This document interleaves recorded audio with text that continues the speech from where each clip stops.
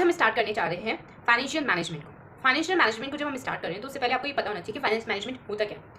तो financial management को हम स्टडी करने के लिए हम पहले समझेंगे कि फाइनेंस क्या होता है, हम समझेंगे मैनेजमेंट क्या होता है, फिर हम दोनों को कंबाइन करके फाइनेंस मैनेजमेंट समझेंगे। ओके, जब हम बात करते हैं फाइनेंस की, आपको पता है फाइनेंस क्या है, एक बैकबोन है बिजनेस की। कोई भी बिजनेस है उसको रन करने के लिए फाइनेंस की जरूरत होती है। वैसे ही फाइनेंशियल है, वहाँ पर हम मनी की बात करते हैं। किसकी बात करते हैं? मनी की बात करते हैं। एक बिजनेस को चलाने के लिए पैसा तो जरूरी है ना, तो वही बात हम यहाँ पर करेंगे। और मैनेजमेंट क्या होता है कि कोई चीज़ को मैनेज करना है ना, हम उसे मतलब इफेक्टिव यूटिलाइज करना उस चीज़ का, है ना, तो वही हम इफेक्टिव यूटिलाइज करेंगे हमारे रिसोर्सेज का, है ना। तो हमारा फाइनेंस मैनेजमेंट क्या होता है? Financial management refers to effective utilization of finance resources of an organization. किसका इफेक्टिव यूटिलाइजेशन? फाइनेंस रिसोर्सेज का, एक ऑर्गेनाइजेशन की, वो हमारा फाइनेंशियल मैनेजमेंट होता है। फाइनेंशियल मैनेजमेंट के अंदर आपके 3 डिसीजन आते हैं: investment decision, financing decision and dividend decision.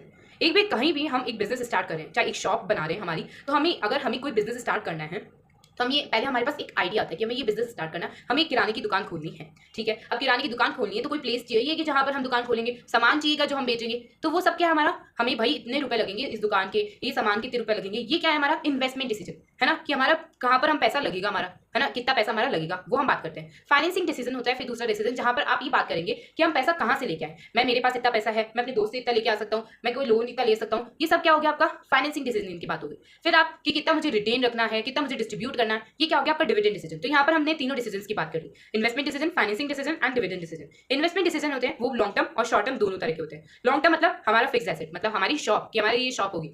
Short term मतलब करंट एसेट, हमारे जो करंट एसेट्स है जो हम बेच रहे हैं वगैरह, ये हमारे क्या होगा करंट एसेट्स में हम ले लेंगे। ओके, फिर फाइनेंसिंग डिसीजन की जब हम बात करते हैं तो फाइनेंस मतलब हम किसी से एक ऑपरेटिंग साइकिल के अंदर जो पैसा हमने लिया है वो हमारा शॉर्ट टर्म हो गया, है ना, तो वो हमारी क्या होगी करंट लाइबिलिटीज हो गई। लॉन्ग टर्म मतलब हमने इक्विटी शेयर कैपिटल हुआ, है ना, या तो ऑनर का हुआ, प्रेफरेंस शेयर कैपिटल हो गया, डेब्ट हो गया, लोन हो गया, बॉन्ड्स हो गए, ये सब हम या फिर अदर्स किसी से पैसा लिया है वो लॉन्ग टर्म। तो ये हमारा क्या हो गया फाइनेंशियल डिसीजन दो तरह के हो गए। फिर हम बात करते हैं हमारे डिविडेंड और डिविडेंड डिसीजन, वहां पर हम बात करते हैं डिस्ट्रीब्यूशन और रिटेंशन, कितना पैसा हमें डिस्ट्रीब्यूट करना है एज ए डिविडेंड और कितना हमें पैसा रिटेन करके रखना है एज ए रिटेन अर्निंग, ये हम यहाँ पर बात करते हैं फाइनेंशियल मैनेजमेंट के अंदर। ओके, अब हम एक और डेफिनेशन पढ़ते हैं फाइनेंशियल मैनेजमेंट की। इट रिफर्स टू, ये क्या है, एक प्रोसेस है। मैनेजमेंट खुद में क्या है, एक प्रोसेस है जिसके अंदर हम प्लानिंग करते हैं, ऑर्गेनाइजिंग करते हैं, कंट्रोल करते हैं, मॉनिटर करते हैं। पर हम फाइनेंस मैनेजमेंट पढ़ रहे हैं तो किसका करते हैं, तो फाइनेंशियल रिसोर्सेज का करते हैं हम, एक ऑर्गेनाइजेशन, ऑब्जेक्टिव हमारा यही होता है। ओके, इसके अंदर बहुत सारी हमें स्ट्रैटेजिकल फाइनेंशियल डिसीजंस लेने पड़ते हैं। कैसे?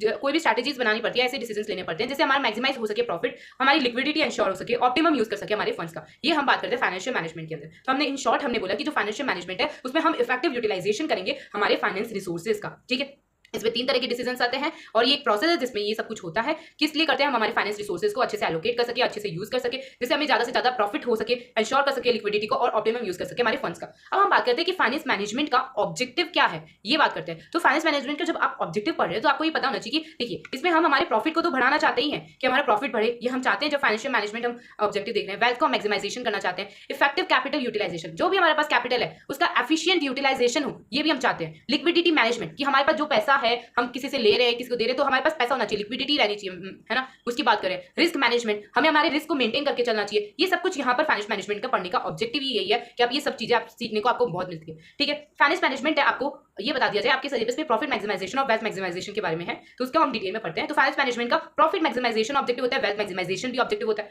प्रॉफिट मैक्सिमाइजेशन एक जनरली शॉर्ट टर्म के लिए होता है। प्रॉफिट मैक्सिमाइजेशन कैसे होता है? एक शॉर्ट टर्म के लिए होता है कि भाई हमें शॉर्ट टर्म में एक बिजनेस क्या चाहता है कि एक कंपनी कि हमारा प्रॉफिट बढ़े, है ना। पर वेल्थ मैक्सिमाइजेशन का एक लॉन्ग टर्म है कि भाई उसमें हमारा डिविडेंड भी आ जाता है ना, उसमें हमारा कैपिटल गेन भी आ जाता है ना। ओके, फिर हम बोलते हैं वेल्थ मैक्सिमाइजेशन है ना, वो एक ब्रॉडर ऑब्जेक्टिव है देन प्रॉफिट मैक्सिमाइजेशन, कि भाई ये बड़ा है और प्रॉफिट मैक्सिमाइजेशन छोटा है। प्रॉफिट जो है मैक्सिमाइजेशन वो वेल्थ मैक्सिमाइजेशन का पार्ट है। जैसे आपको पता है कि डिविडेंड बढ़ा मतलब हमारा प्रॉफिट बढ़ा होगा, तब हम डिविडेंड ज्यादा दे पा रहे हैं, तो मतलब ये प्रॉफिट मैक्सिमाइजेशन तो खुद ही हो गया अगर वेल्थ मैक्सिमाइजेशन हुआ तो। समझ में आया? Okay, profit maximization here objective is to maintain profit generated by the company. यहाँ पर ऑब्जेक्टिव क्या है कि हम अपना प्रॉफिट को मैक्सिमाइज कर सके, जितना बढ़ा सके उतना बढ़ा ले हम हमारे प्रॉफिट को। प्रॉफिट मैक्सिमाइजेशन के अंदर हमने पढ़ा कि जैसे कि हमारा ऑब्जेक्टिव क्या होता है कि हम ज्यादा से ज्यादा प्रॉफिट कमाएं, ये कंपनी चाहती है। अब उसके कुछ लिमिटेशंस भी है। जो प्रॉफिट है वो टर्म है वो वेग है, हमें यहाँ पर पता नहीं है कि क्लियर नहीं है कि नेट प्रॉफिट, ग्रॉस प्रॉफिट, किस प्रॉफिट की बात करी जा रही है। यहाँ पर जो प्रॉफिट टर्म है वो वेग है, क्लियर नहीं है। Profit maximization should be attempted with risk involve, कि भाई प्रॉफिट मैक्सिमाइजेशन के अंदर रिस्क होता है, क्योंकि यहाँ पर ये रिस्क है उसको इग्नोर करके चलता है, इसलिए प्रॉफिट मैक्सिमाइजेशन के अंदर रिस्क इन्वॉल्व है। It is narrow as an objective, इसका ऑब्जेक्टिव है वो बहुत नैरो है। It is generally does not consider time value of money, ये टाइम वैल्यू ऑफ मनी को कंसिडर नहीं करता है। वहीं हम बात करते हैं वेल्थ मैक्सिमाइजेशन की, तो share holder wealth is the result of cost benefit analysis adjusted with time value of money, कि जो शेयर होल्डर की वेल्थ है उसको रिजल्ट मिलता है, उसको कॉस्ट बेनिफिट एनालिसिस होता है, उसमें टाइम वैल्यू ऑफ मनी भी इंक्लूड होता है। Wealth is equal to present value of benefit minus present value of cost wealth maximization is a broader objective than profit maximization. तो वो कैसे है वो मैं बताती हूँ। वेल्थ मैक्सिमाइजेशन के अंदर जो कैश फ्लोज की बात हो रही है, तो यहाँ पर हम सबको देखते हैं क्या इफेक्ट आ रहा है ईपीएस का, क्या डिविडेंड पे क्या आ रहा है, ये सबको हम कंसीडर करते हैं। पर जब प्रॉफिट मैक्सिमाइजेशन की बात होती है तो हम इस चीज़ों को it does not consider effect on EPS dividend, इनके ऊपर जो इफेक्ट है उसको नहीं कंसिडर करते हैं प्रॉफिट मैक्सिमाइजेशन। जब हम बात करते हैं डिविडेंड के ऊपर, वेल्थ मैक्सिमाइजेशन फर्म में pay regular dividend to share holder, कि भाई शेयर होल्डर को रेगुलर डिविडेंड देगी। फर्म्स में refrain from dividend payment. Profit maximization में हो सकता है कि फर्म्स रिफ्रेन करें। Preferences by share holder, share holder prefer increase in wealth. क्या शेयर होल्डर क्या चाहता है भाई, उसकी वेल्थ बढ़े, है ना। और प्रॉफिट मैक्सिमाइजेशन में शेयर होल्डर में consider increase profit flow against increase in wealth, कि भाई प्रॉफिट भी बढ़े और हमारी वेल्थ भी बढ़े, ये चाहेगा एक share holder. Ambiguity, no ambiguity in measurement of cash flows, कि भाई कोई कंफ्यूजन नहीं है मेजर करते जब हम कैश फ्लोज को, ठीक है, वेल्थ मैक्सिमाइजेशन में। पर यहाँ पर बहुत सारे कंफ्यूजन है मेजरमेंट ऑफ अकाउंटिंग प्रॉफिट, कि भाई कौन से प्रॉफिट, कैसे प्रॉफिट, तो यहाँ पर बहुत सारा कंफ्यूजन है। अब हम बात करेंगे फंक्शंस की, कि functions of financial manager in A company, क्या फंक्शन है उसका फाइनेंशियल मैनेजर का। तो उससे पहले आपको ये पता होना चाहिए कि फाइनेंशियल मैनेजर क्या होता है। वो पर्सन जो कि रिस्पॉन्सिबल है सिग्निफिकेंट इन्वेस्टमेंट और फाइनेंशियल डिसीजन के लिए, जो फाइनेंसिंग डिसीजन ले सके, इन्वेस्टमेंट डिसीजन ले सके, वो पर्सन जो रिस्पॉन्सिबल है उसे हम फाइनेंशियल मैनेजर बोलते हैं। फंक्शंस क्या है फाइनेंशियल मैनेजर के एक कंपनी के अंदर, तो आपको पता होना चाहिए कि उसका क्या फंक्शन है। उसका फंक्शन ये है कि वो पैसा लेके आए, प्रोक्योरमेंट ऑफ फंड मतलब पैसा लेके आए, एप्लीकेशन ऑफ फंड मतलब उस पैसे को वहां लगाए, मतलब कम से कम रुपए में वो पैसा लेके आए, मिनिमम कॉस्ट के ऊपर वो पैसा लेके आए बाहर से, और वो पैसा वहां लगाए जहां पर उसे मैक्सिमम रिटर्न हो, ज्यादा से ज्यादा वो पैसा कमा सके, वहां लगाए। वो अपनी परफॉर्मेंस को मेजर करे, कंपनी की परफॉर्मेंस को मेजर करे रेशियो एनालिसिस के थ्रू, है ना, ये उसका काम होता है। एस्टिमेट करे द रिक्वायरमेंट ऑफ फंड, कितना पैसा हमें चाहिए ये देखे। डिसीजन रिगार्डिंग कैपिटल स्ट्रक्चर, कि हमारा कैपिटल स्ट्रक्चर कैसा होगा, हमें कितना इक्विटी से लेना है, कितना प्रेफरेंस से लेना है, कितना डेब्ट से लेना है, ये सब बात करे। ये हमारा कैपिटल स्ट्रक्चर को डिसाइड करे, वो डिसीजन भी फाइनेंस मैनेजर का ही होगा। इन्वेस्टमेंट डिसीजन, कहाँ पैसा इन्वेस्ट करना है, कहाँ पैसा लगाना है, वो बात भी कौन करेगा, फाइनेंस मैनेजर का फंक्शन है। डिविडेंड डिसीजन, कहाँ पर हमें डिस्ट्रीब्यूट करना है, कितना रिटेन करना है, ये फंक्शन भी हमारे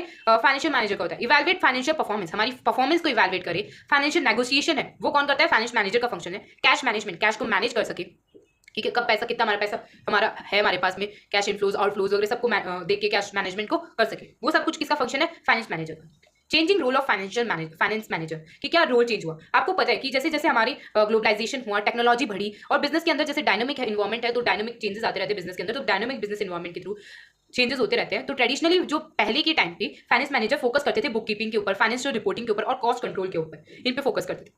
However, their role has expanded to include, पर उनका रोल अब बढ़ गया है स्ट्रैटेजिक प्लानिंग। उन्हें स्ट्रैटेजी भी बनानी पड़ती है, अपने बिजनेस को डिसीजंस लेने पड़ते हैं, फाइनेंशियल डाटा को एनालाइज करते हैं, स्ट्रैटेजीज बनाते हैं अपने बिजनेस को सपोर्ट करने के लिए।